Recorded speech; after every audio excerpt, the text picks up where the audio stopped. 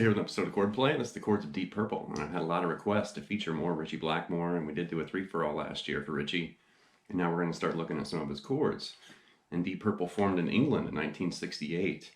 And they've gone on to become one of the most important and influential, hard rock and early metal groups. Kind of that trinity with Led Zeppelin and Black Sabbath. And Deep Purple definitely fits in there too. Ritchie Blackmore. One album with Tommy Bolin, and of course Steve Morse has been their guitarist since like 1996, and I'm a huge Steve Morse fan. But we're really just going to kind of lock on to the 70s, and we're going to look at some Ritchie Blackmore, and we're going to look at one song from Tommy Bolin, but we're not really going to get to Steve Morse, and that definitely, upsets me because I'm a huge Steve Morse fan. But they have so much music. They have like, what, 21 albums or something like that? So it's going to be hard to capture all of Deep Purple's music, in one lesson. So we're going to break the ice. And once we break the ice, we can always come back for some ice cubes and pick up, some Steve Morse or some additional songs. So anyway, here we go.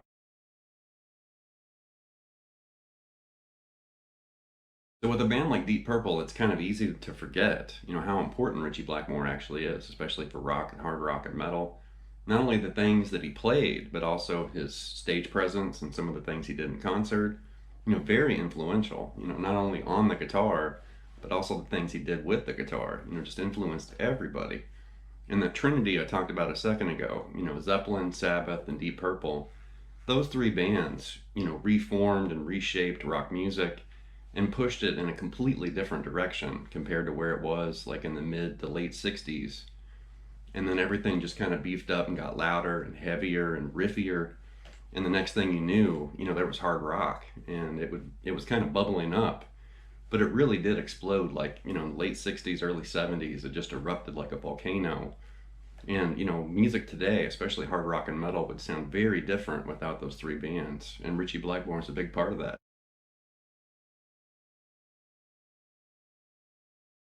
The opening, that was Mandrake Root from Shades of Deep Purple, and it's got this kind of slinky blues rock, kind of feel to it. Heavy on the organ and heavy on the guitar too, but a really cool, riff. And it starts with this blues line. So right there, it's really just, E minor pentatonic.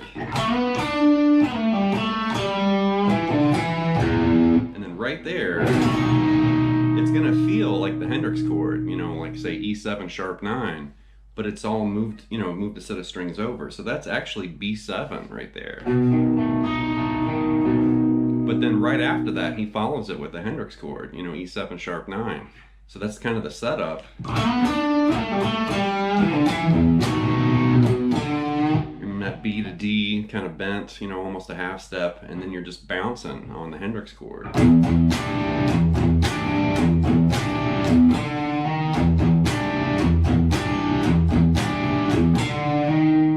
Doing that little single note D to D sharp right there, walking into that E7 sharp 9. And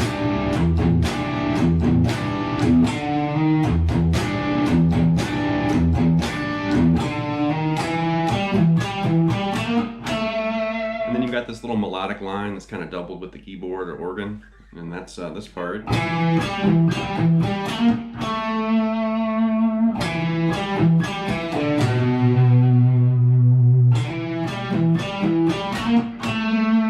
There, just basically go back to the beginning and do that intro lick.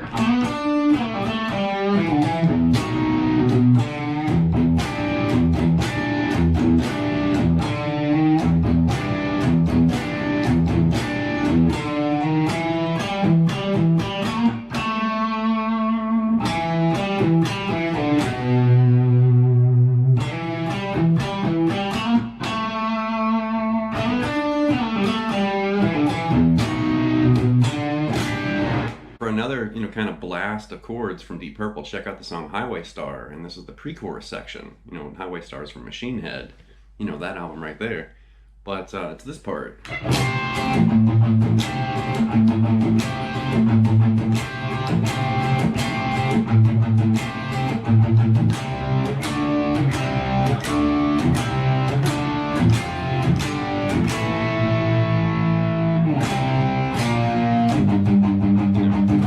During that pre-chorus, you'll definitely hear this.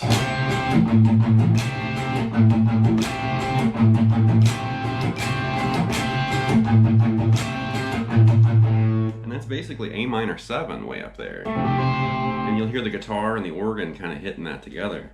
But that's what that is. So it's not the Hendrix chord. It's just A minor 7. You know, make sure that's C natural right there.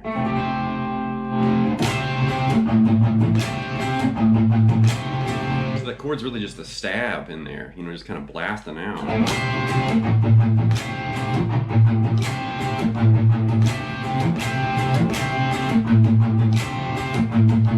And then it's basically C to D power chords. And for the next part, you could move up and play, you know, F, G to A like this.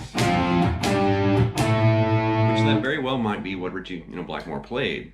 But I always played it this way and kind of stacked those chords. And I've done that with quite a few Deep Purple riffs just to make it sound fatter and fuller. And it's the same thing. It's just now that's an F over C right there. And then a G over D. And then an A over E. So just kind of fatter chords. You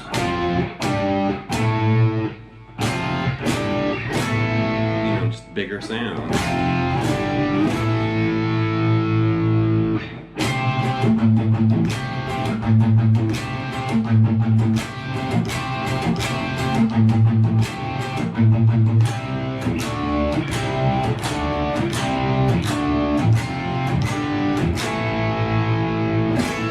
Next example is from the song Dealer, and this is from Come Taste the Band, and this is Tommy Bolin on guitar. This is the only example in this lesson that's not going to feature Ritchie Blackmore's, you know, ideas.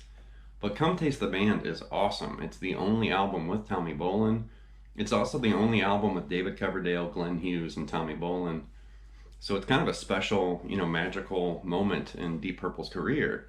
Just kind of a one and done kind of project, but great, you know, just aggressive 70s kind of blues rock or whatever, but it's like this.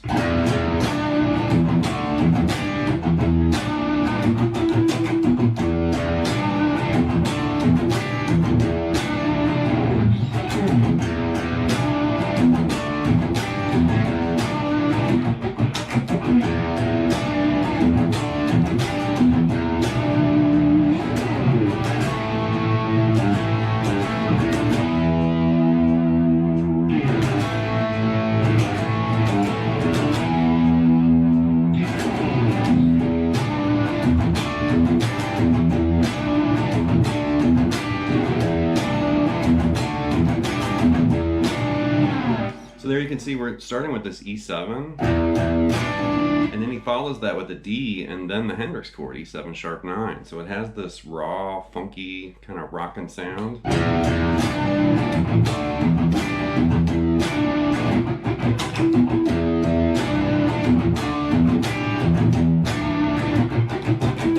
So during the intro, he's kind of scratching, you know, scratch and sniff during that part, and then during the verse, when Coverdale comes in, he's really just looping those chords. And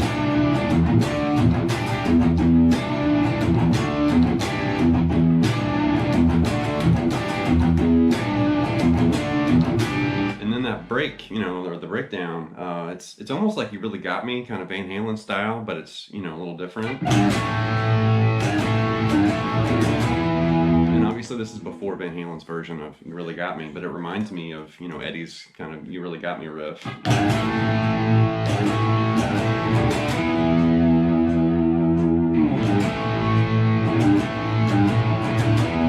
know, just rocking.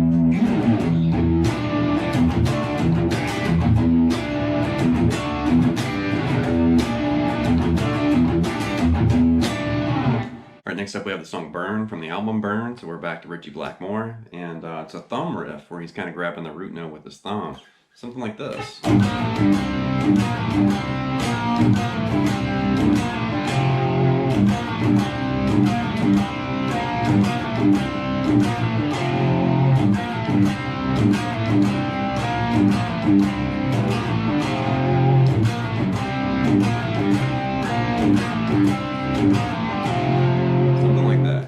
One thing you'll find with guitarists, I mean, especially during guitar solos and fills and licks, you'll find, you know, kind of repeated elements or ideas, but also with chords too. And it doesn't matter if it's Ritchie Blackmore, it could be Hendrix or, you know, Van Halen or somebody, but you'll see certain things kind of repeated or pop up or recycled. And Ritchie Blackmore is a big fan of using double stops and little dyads and partial chords. Smoke on the Water, here it is in Burn. There's a lot of examples of this in his music. And, with the bass and the organ and everything, he doesn't really have to worry about the bass notes as much. So that does free him up where he kind of plays like the middle part of the chord sometimes. That's kind of what's happening with, Smoke on the Water and some of those riffs. But with this one, he is chiming in with the bass note with his thumb right there. And he's basically playing, it's like a G minor 7, technically. But he's sliding it, out of position. So he's kind of playing with this, if you want to think of the partial chords, it's like a partial B flat to partial A to partial C. But if you relate all that to G, you're kind of playing with some sus elements. There's the 6 and the sus2 and the sus4 up there. However you want to think of that, but you're basically, grabbing the root note with your thumb, sliding that B flat back to A right there, the partial chords, and then going up and grabbing that partial C. And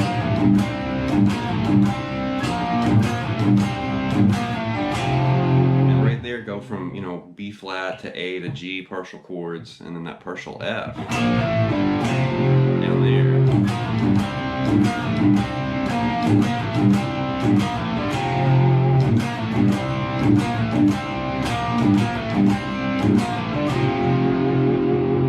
Aside from the partial chords and little dyads, Ritchie definitely has a tendency of hitting these ringing, kind of wide open chords. Think of, parts of Woman from Tokyo, and that would be this.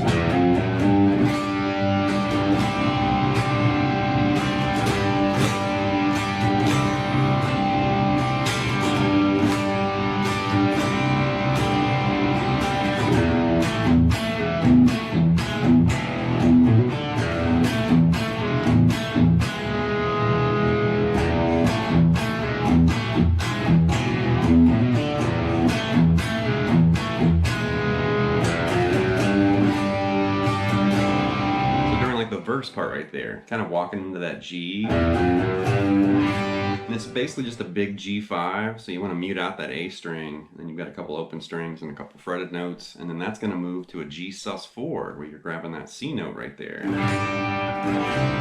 that, and he's kind of banging around on that G sus4.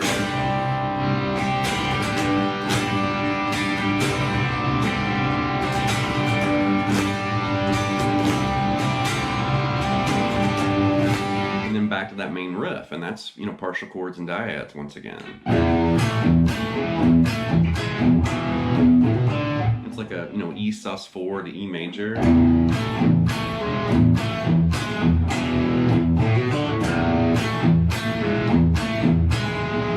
like that.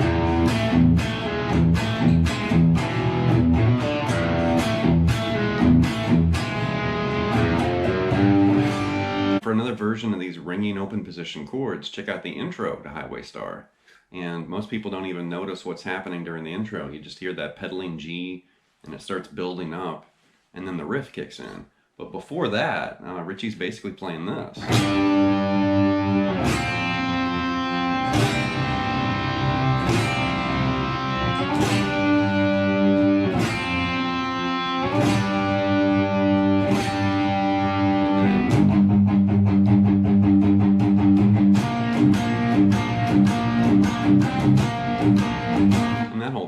But in the beginning, that's basically a G, but it's very clever, where he's kind of muting, he's using his thumb, muting the A string, grabbing the G there on the 5th fret on the D string, the open G, and also that D note up on the B string on the 3rd fret, like that. So it has this ringing kind of open quality, even though you're kind of cleverly muting and kind of, spanning the notes out like that. And then you're going to basically move down a whole step, and you're doing the same thing, but now it's an F sus2. And then a C over G. Back to that F sus2. So that's interesting. You're having that little 3-chord progression like that.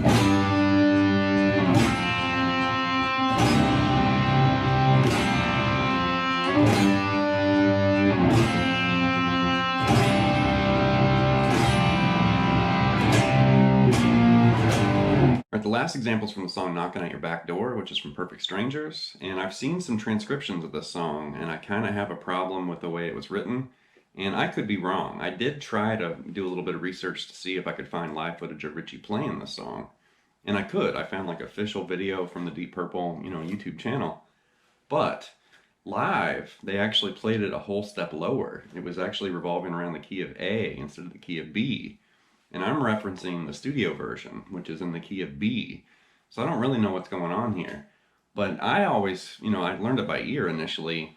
And to my ears, this sounds like what Ritchie played, but I don't really know for sure. And I'll talk about the transcription version, which is a little different. But my version's something like this.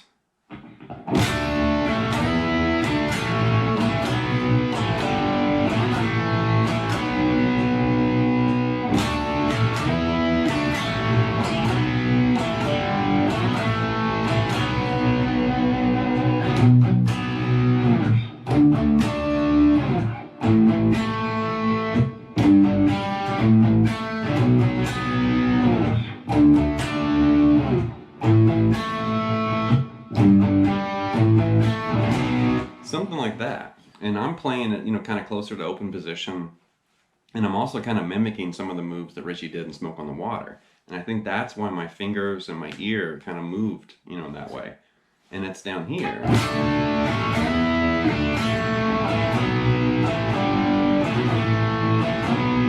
Just all partial chords, like little dyads. And I have seen it written like this.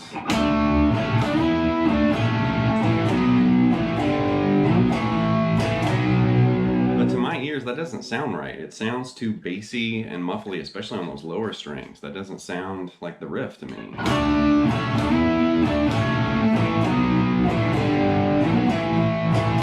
And it's kind of clunky when you play it that way, because you have to shift back and get that C sharp. I just don't like playing it that way. And like I said, to my ears, it sounds more like this on the studio version, at least to me. And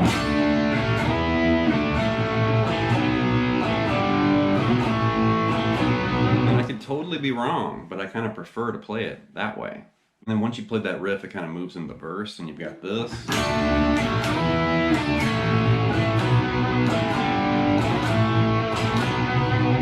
Spelling out chords, almost like Smoke on the Water. So I think when I originally learned the song, in my mind, I just kept comparing it to Smoke on the Water. And I think that's why my hand kind of found, this riff and some of those ideas in that general area where Smoke on the Water is.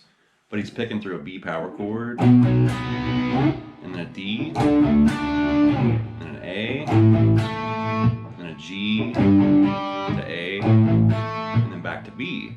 And there's another way you could play that. You could play it like this.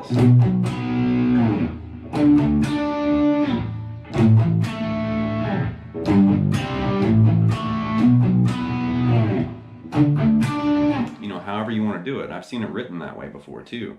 But for some reason, I just gravitated toward that open position, version. I even played the G with open strings down here. So that's one thing about interpretation, like finding another way of playing something. And I did try to find, like the official, like Ritchie Blackmore way, but I came up empty. I couldn't really find the actual way that he played it as far as footage, in concert, since they changed it. And when they played it in A, I noticed he was playing down in this lower, kind of fretboard position. So that led me to believe that in the key of B, he might put it right there too. Not really sure. That's going to wrap this episode of Chordplay with the Chords of Deep Purple, and we've literally just scratched the surface. 21 studio albums, and not to mention all the work with Steve Morse, which there's tons of stuff right there. So I did feel a little overwhelmed, and I thought, gosh, what am I going to show? And I was going to attempt to try to span, the history of the band, but there's just no way to go, from the beginning to the present day. So I had to kind of stay with Blackmore, and I wanted to include Tommy Bolin, at least in one example, because Tommy's, kind of a forgotten hero, great guitarist and a legend, but his memory is kind of fading, and I wanted to make sure I put him in this lesson. And we can definitely revisit, Deep Purple. And for the Rainbow fans out there, I've definitely had a lot of requests for Rainbow too, so there's some Rainbow coming for sure. We'll get there, all in due time. So anyway, leave some feedback and some comments. Please subscribe to Late Night Lessons, and I'll be back before you know with more content and material. Thank you.